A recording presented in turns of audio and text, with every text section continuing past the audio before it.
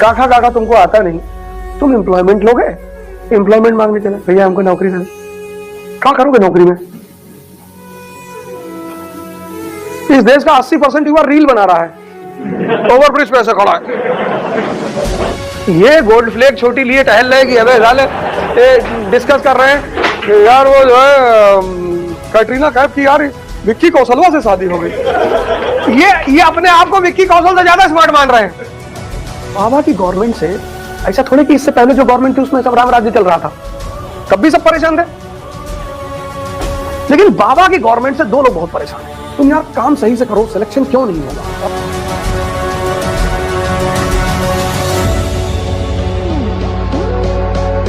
जय Hind friends. Employment मांग रहे हैं, एम्प्लॉयमेंट मांग रही है यूपी की जनता। काका काका तुमको आता नहीं, तुम एम्प्लॉयमेंट लोगे? कहां काम करोगे? 50 बेसिक क्वेश्चन पूछ लो, इस क्लास में कोई जवाब ना दे पाएगा। पहली कॉटन मिल किस सन में लगी थी कानपुर में, नहीं बता पाएगा कोई आदमी।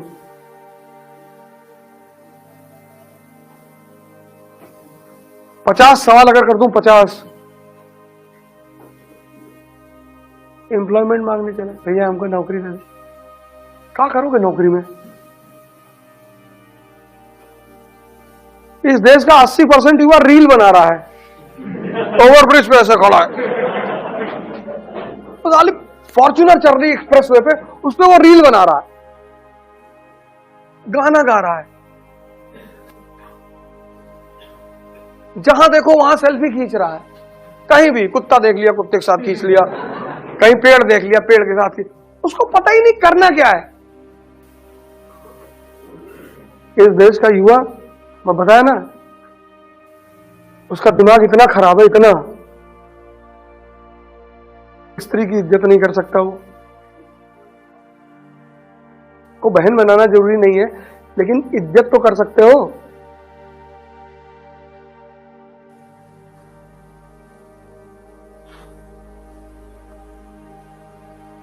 कि वो भी नहीं कर सकते। ये गोल्ड फ्लैग छोटी लिए टहल रहे कि अबे साले डिस्कस कर रहे हैं कि यार वो जो है कैटरीना कैफ की यार विक्की कौशलवा से शादी हो गई। ये अपने आप को विक्की कौशल से ज्यादा स्मार्ट मान रहे हैं। भाई दुख कौन जताता है? जो किसी से अपने आप को किसी से अच्छा समझे। एक भाई साहब हमसे फोन करके कह रहे यार कैटरीना कैफ की शादी विक्की कौशल से हो गई। हमने कहा होने दो, तुम्हारी तय हुई थी क्या? नहीं तुमको क्या दिक्कत है? नहीं वो नहीं, तो तुमको प्रॉब्लम क्या है? ये देश कैटरीना कैफ की शादी के लिए परेशान है, तभी तो तुम पे चोर उचक के शासन कर रहे हैं। जो चोर उचक के तुम्हारे ऊपर शासन कर रहे हैं, ये तुम्हारी कमजोरी। अभी 2 लाख लड़के यूपी के विधानसभा में घुस जाए और धोती खींच ले और मारे पटक पटक के सबको, कहां तक गोली चलाओगे बताओ? कितनी गोली चलाओगे? 2 लाख लड़कों को मार डालोगे?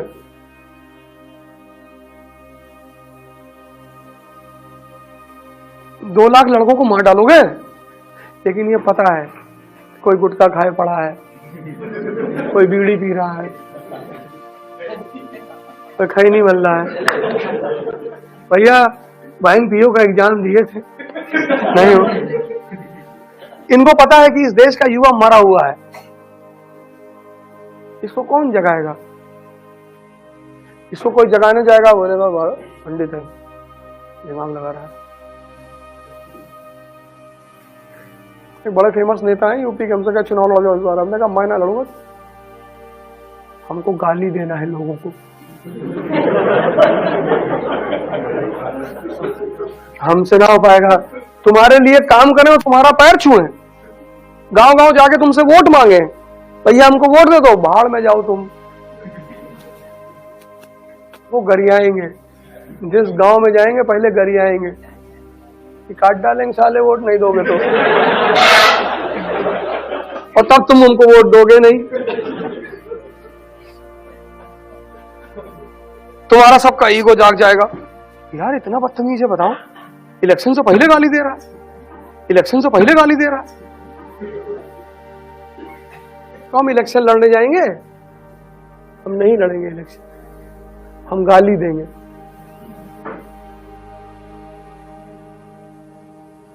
इस देश के चोरों ने तुम्हारा नेचर पकड़ लिया है। इलेक्शन आता है, आके लेट जाते हैं तुम्हारे घर में, भैया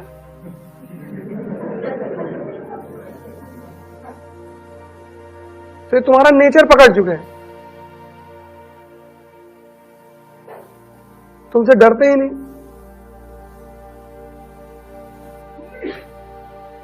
पता है इस देश में डेमोक्रेसी क्यों फेल हो रही है? क्योंकि इस देश का आदमी न्यूज़पेपर नहीं पढ़ता है। पढ़ता है, अमर उजाला पढ़ता है, दैनिक जागरण पढ़ता है। दैनिक जागरण का मेन न्यूज क्या है? 5 बच्चों की मां प्रेमी के साथ फरार। तुमने अपने नौकर को 2000 रुपया दिया कि जाओ सामान खरीद लाओ, तो जब वो सामान लेकर आएगा तो तुम उससे हिसाब लोगे ना? ऐसे ही इस देश का जो ये सरकार है, इस देश में राजा कौन है? पब्लिक।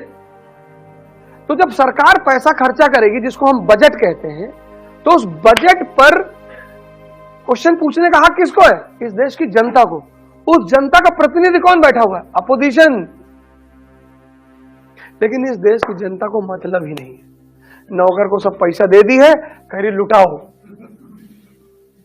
तो नौकर क्या कह रहा है? कह रहा है स्कूटी देंगे चुनाव के बाद।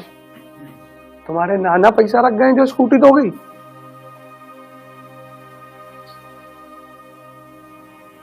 तुम देखो चुनाव प्रचार में क्या चल रहा है, हर पार्टी वादा कर रही है। कहां से दोगे? हमारे टैक्स के पैसे से। भैया स्कूल को प्रमोशन दे दो, किसान का कर्जा तुम इतना माफ करते हो, किसान को टूल दिला दो, इंप्लीमेंट दिला दो, फर्टिलाइजर दिला दो यार, उसकी खेती उन्नत करवा दो यार।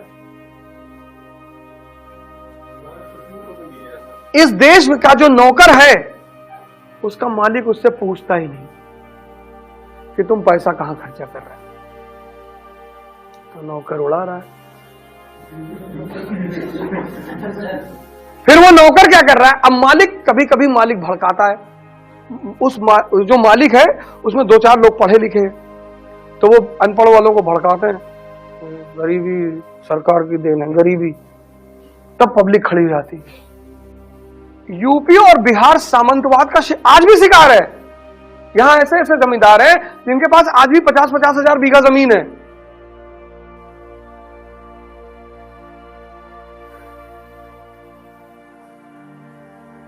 अब जिनके पास 50,000 बीघा जमीन है, वो ब्राह्मण भी है, वो राजपूत भी है, वो मुसलमान भी है, शायद उसमें से कोई दलित हो, शायद। लेकिन ये तो 3 कंफर्म है, ब्राह्मण भी है, वो राजपूत भी है, वो मुसलमान भी है, वो कायस्थ भी है, वो बिजनेसमैन भी है, जमीनें हैं। अब इन चारों को यह लगता है कि अगर यूपी का आदमी एक हो गया, हमारी जिम्मेदारी तो गई।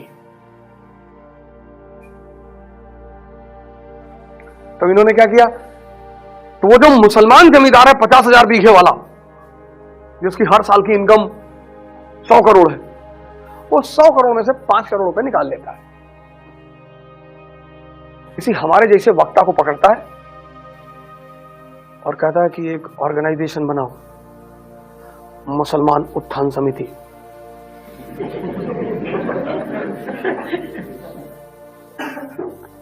बोले जी, और बोले मुसलमानों को बताओ कि यह मंदिर बन रहा है हमारे खिलाफ। फिर ऐसे वो राजपूत करेगा, फिर ऐसे वो ब्राह्मण करेगा, फिर सब डिवाइड हो जाएंगे। जब सब डिवाइड हो जाएंगे तो इनका जो मेन प्रॉब्लम है वो इनकी आंखों के सामने गायब हो जाएगा। भाई नहीं समझे बात को?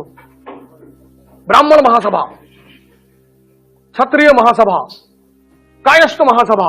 बाबा की गवर्नमेंट से ऐसा थोड़े कि इससे पहले जो गवर्नमेंट थी उसमें सब राम राज्य चल रहा था, तब भी सब परेशान थे। लेकिन बाबा की गवर्नमेंट से 2 लोग बहुत परेशान हैं, एक ब्राह्मण ठेकेदार, एक मुसलमान ठेकेदार। इनको ठेका ही नहीं मिल रहा है। पूर्वांचल एक्सप्रेसवे का काम 2000 करोड़ का, इनको मिट्टी डालने का ठेका नहीं मिला। तो अगर समाजवादी की सरकार आ जाए तो मुसलमान ठेकेदारों को काम मिल जाएगा, और छोटे मोटे यादव ठेकेदार कमा लेंगे 50-50 लाख रुपए एक साल में। आम जनता तब भी भिखमंगी रहेगी। और अगर बसपा की सरकार आ जाएगी तब ब्राह्मण ठेकेदार सतीश चंद्र चौधरी। हाँ, वो बलिया वाला जो 400 किलोमीटर का, हाँ वो तुम्हारा है, 1500 करोड़, हाँ फंड में पैसा दे देना। जी जी भैया। ये जो तुम यूपी में लड़ाई देख रहे हो ना, ये ठेकेदारों की लड़ाई है, जाति की लड़ाई नहीं है। क्योंकि अगर भाजपा शासन में आएगी तो राजपूत ठेकेदार ऐश करेंगे, अगर समाजवादी शासन में आएगी तो यादव और मुसलमान ठेकेदार ऐश करेंगे, अगर बसपा सत्ता में आएगी तो ब्राह्मण ठेकेदार ऐश करेंगे। गरीब आदमी सबके शासन में मरेगा। तो फिर गरीब आदमी को सही, उसकी स्थिति सही हो जाए, उसके लिए राम मनोहर लोहिया जैसा नेता चाहिए, अंबेडकर जैसा नेता चाहिए, जिसको अपने लिए नहीं जीना है, समाज के लिए जीना है। तुम यार काम सही से करो, सिलेक्शन क्यों नहीं होगा? और नहीं होगा तो अब तुम नीचे नहीं जाओगे।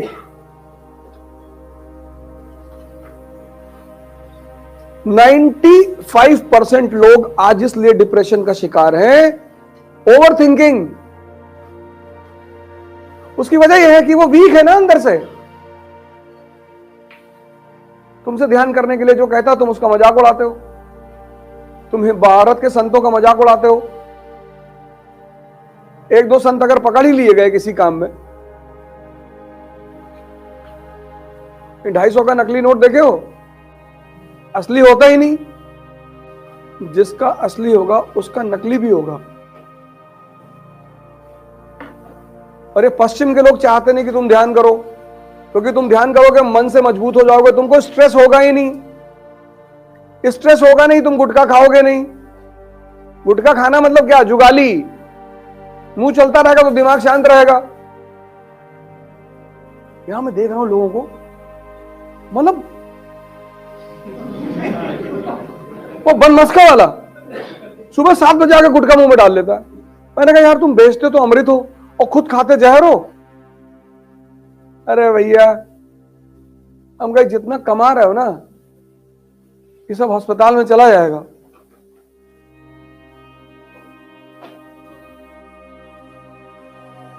ये गुरुदेव पे है ना 2 बनमस्का वाले, एक है उसमें वो 7 बजे,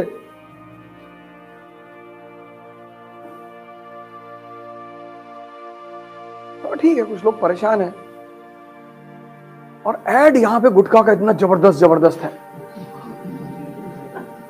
कंपनी गार्डन के चौराहे पे रजनीगंधा का एड देखो ना, भयंकर और फिलोसॉफिकल एड। दर्शन,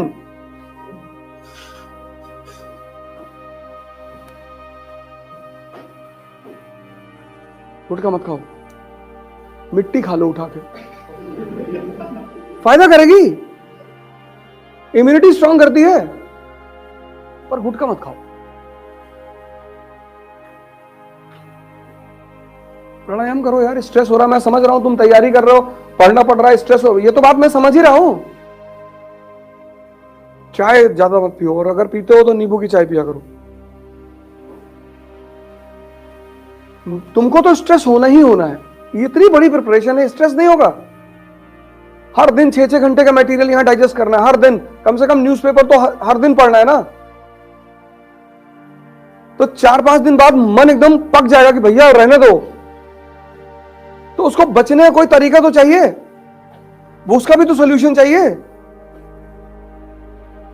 सोल्यूशन प्राणायाम है, भस्त्रिका।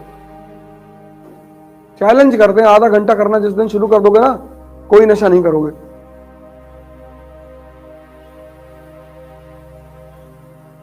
चैलेंज।